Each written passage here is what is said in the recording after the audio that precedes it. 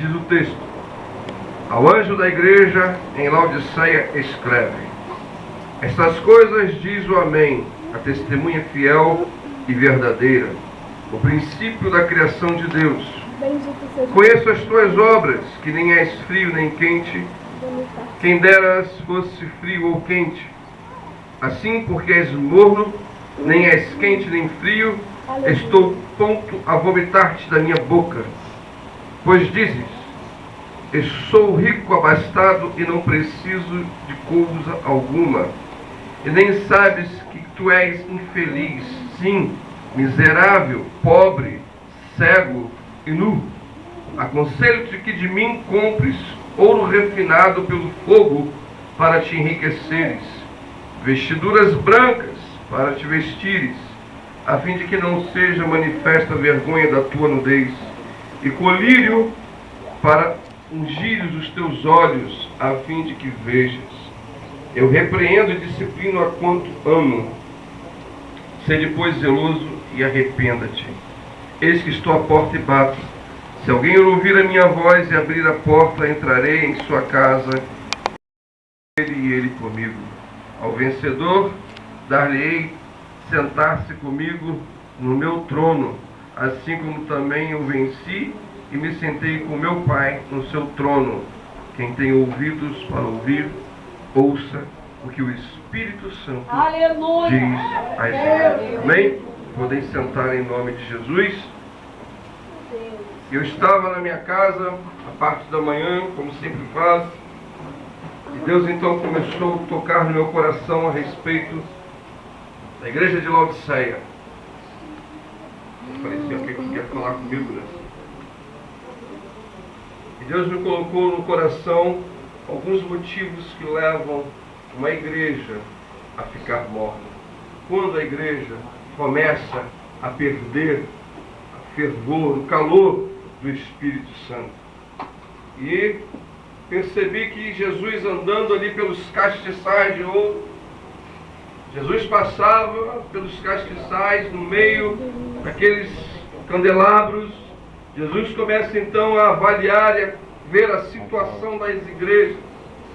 Percebe então que a igreja de Laodiceia, ela não está dentro dos parâmetros pelo qual Jesus desejava. Não tinha nada de positivo, somente de negativo daquela igreja.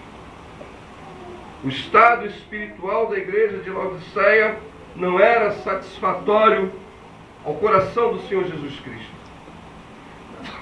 O estado espiritual da igreja de Laodiceia não alegrava o coração de Deus. Porém, não era isso que a igreja de Laodiceia pensava dela mesma. Muitas vezes, queridos, nós pensamos que estamos agradando a Deus, mas na verdade nós estamos entristecendo a Deus. Achamos que somos o rei da cocada preta nos céus, mas não chegamos nem a ser o coco ralado. Está rindo, irmão? É verdade. Não somos nem o coco da cocada. Mas Jesus então percebe que esse pensamento, o pensamento da igreja, não era o pensamento que Jesus tinha daquela igreja. A igreja de Laodiceia, como igreja, era uma igreja que orava. Como igreja, Laodiceia ia e frequentava os cultos e assistia às mensagens. Como igreja, Laodiceia lia a palavra. Como igreja, Laodiceia dizimava. Como igreja, estava tudo normal. Não tinha nada errado com Laodiceia como igreja. Como igreja, instituição. Mas como igreja, corpo de Cristo, tudo estava errado com Laodiceia. A opinião de Jesus sobre Laodiceia era simplesmente, totalmente contrária à opinião que Laodiceia tinha de si mesmo. Então, pastor, quando é que a igreja começa a ficar morta? Foi exatamente essa pergunta que eu fiz a Deus. Senhor, quando então uma igreja começa a ficar morna? E o Senhor então começa a me falar e revelar coisas dentro da palavra. Primeiro, quando uma igreja começa a ficar morna, é quando uma igreja perde a visão de Deus. ela perde a visão da palavra de Deus, ela perde a visão das promessas de Deus, ela perde a visão da palavra rema de Deus, da palavra profética de Deus. A igreja então começa a perder o calor, porque já não tem mais palavra, e onde não existe palavra, querido, não existe nada. A igreja então começa a esfriar, ela sobrevive da palavra humana, porque a palavra de Deus já não está mais ali presente. Perderam-se a visão, e quando nós perdemos a visão, nós estamos perdendo também o temor. As pessoas começam a cultuar a Deus, como Isaías falou, pela aparência religiosa. Esse povo honra-me com os lábios, mas os seus corações estão longe de mim. E o Senhor começou a falar então, o segundo ponto, quando uma igreja começa a ficar morna, é quando a igreja perde o zelo. Vai levando, empurrando da barriga.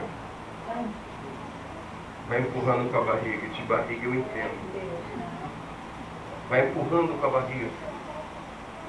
A igreja perde o zelo, é como os filhos de Eli, Ofni e Finéias, filhos do sacerdote que iam exercer o cargo sacerdotal. Estavam ali para substituir o pai e ser a importância como sacerdote de fazer o povo adorar a Deus, de levar o povo a uma adoração. Mas eles faziam as coisas relaxadamente, sem zelo.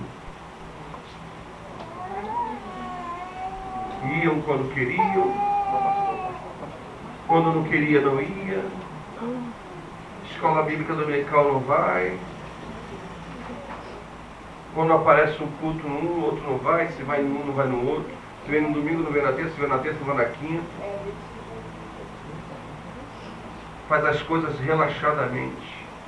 Se bota alguma coisa para fazer, faz a primeira, na segunda já não faz mais. Se manda visitar, visita a quem interessa a visita. Não tem compromisso com a igreja, porque elas fazem as coisas sem zelo. E quando nós fazemos as coisas sem zelo, queridos, nós simplesmente estamos fazendo a coisa simplesmente por fazer. Porque perdemos o amor pela obra. Deus vivo! Perdemos o amor pelo dono da obra. Às vezes, como Laodiceia estavam ali reunidas, a igreja se reunia por causa da glória dos seus homens, dos linhos finos que eles se vestiam, dos sapatos, talvez de duas cores, das lindas gravatas, que eles exibiam, com panos de linhos de púrpura, e somente os reis e poderosos vestiam, os seus belíssimos carros, das suas casas arrumadas, bonitas, suas mansões, seus filhos estudando nas melhores escolas, enquanto ao lado existia uma igreja chamada Esmirna, pobrezinha, mas que Jesus glorifica, exalta aquela igreja. Aleluia! Porque era uma igreja que, por mais que fosse pobre, mas ela era rica da presença de Deus. Enquanto a igreja rica era pobre da presença de Deus. E nós nos enganamos quando Deus pensa que nós estamos sendo prósperos, Deus está presente. Irmãos, é a maior loucura que nós podemos pensar. Prosperidade na terra não significa presença de Deus. Aleluia! Laodiceia era uma igreja rica, de homens poderosos, tanto no governo como na indústria, homens do comércio, homens que eram cheios do dinheiro, mas eles estavam sem a presença de Deus. Terceiro, queridos, o Senhor coloca no meu coração, quando então a igreja começa a ficar morna, é quando ela perde o fogo, querido. Provérbios 26, 20, lá diz, sem lenha o fogo se apaga. A igreja perde o fogo do Espírito Santo. A igreja já não tem mais aquela prazer de glorificar. A igreja não tem mais aquele prazer de fazer as coisas juntos. E vem com um semblante de glória, mas a gente vem com um semblante de derrotado. O fogo do Espírito já não acende mais no coração dos crentes. Porque a preocupação com as coisas do mundo vai tomando lugar do fogo do Espírito. E o Senhor colocou duas coisas no meu coração quando eu falava do fogo. Quando o fogo se acaba, queridos, duas coisas aparecem. A primeira é a fumaça. Diga para o teu irmão, não viva de fumaça. Fala para ele, não viva da fumaça. A fumaça, ela só aparece depois que o fogo termina.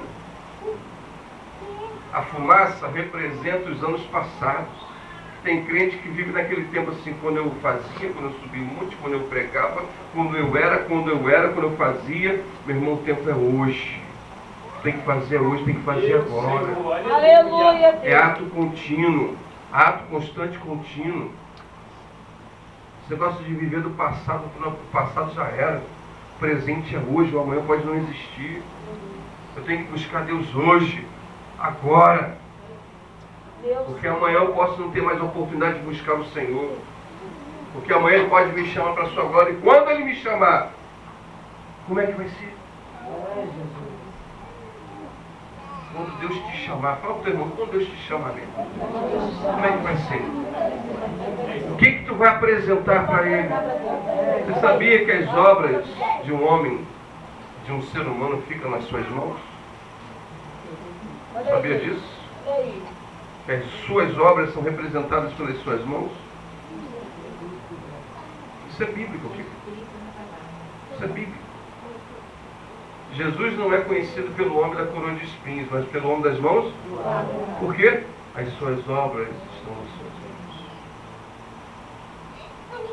Quando alguém peca, Jesus amostra as suas obras. Aqui, ó, Pai.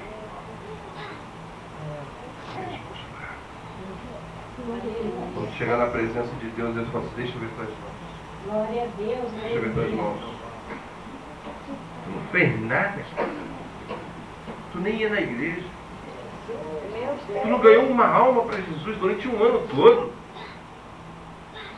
Na escola dominical tu não frequentava. Apartai-vos de mim, maldito. Apartai-vos de mim. Mas Senhor, quando te vimos com sede, quando te vimos com fome, como te vimos sem vestidas, sem vestimentas, Jesus fala, quando deixaste de fazer a um desses pequeninos, deixaste de fazer a mim. Ide para o fogo eterno que estás preparado para o diabo e seus